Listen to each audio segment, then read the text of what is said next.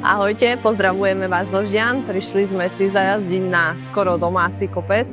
Nám sa tu veľmi páči a dúfame, že tento víkend zajazdíme nejaké dobré časy a prišli sme v zložení Marián, ja, Janko, sme tu viacerí, takže dúfame, že keď sme sa tak rozrástli, že to bude všetko dobré.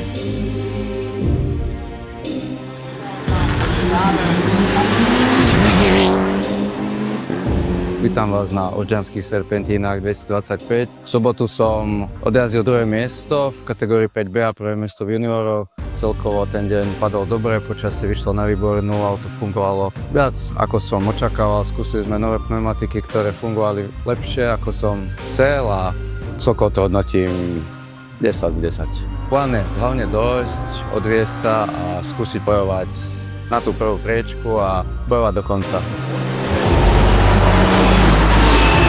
Včerajší deň dopadol dobre, triedu som vyhral, 8 absolútne, si myslím, že to je celkom dobré na to, že to nie je kopcové auto na rally gumách, takže ja som spokojný. Dneska vyzerá, že bude teplejší, takže uvidíme, ako to pôjde, ale prvé tréningy dopadli dobre.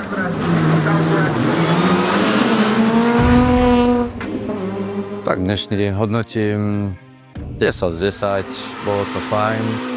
Bolo príliš teplo, čiže tie pneumatiky aj všetko už to bolo to cítiť, že to už nefunguje tak, ako má. S Kamilom sme sa celý čas dokázali posúvať a nakoniec vyhral Kamil, ale tento deň som si neskutočne užil, pretože takúto konkurenciu som už dlho nemal, že som sa s niekým desatinách naháňal. Čiže celkovo som spokojný.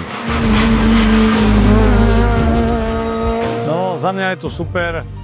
Dneska tak ako včera, triedu som vyhral, 8 absolútne, úplne som spokojný.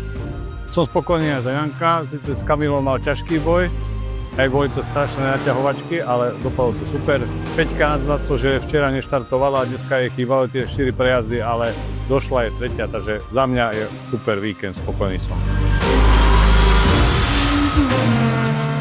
Ja si myslím, že Marián si zhodnotil všetko, aj za mňa, takže víkend bol dobrý, počasie nám prialo. Sice už tú poslednú sa dosť šmýkalo, ale na to všetko to bolo fajn. Ďakujeme pekne. Samozrejme, veľká vďaka patrí všetkým partnerom a mechanikom a všetkým, čo nám okolo toho pomáhajú, lebo fakt je s tým veľa roboty. Ďakujem.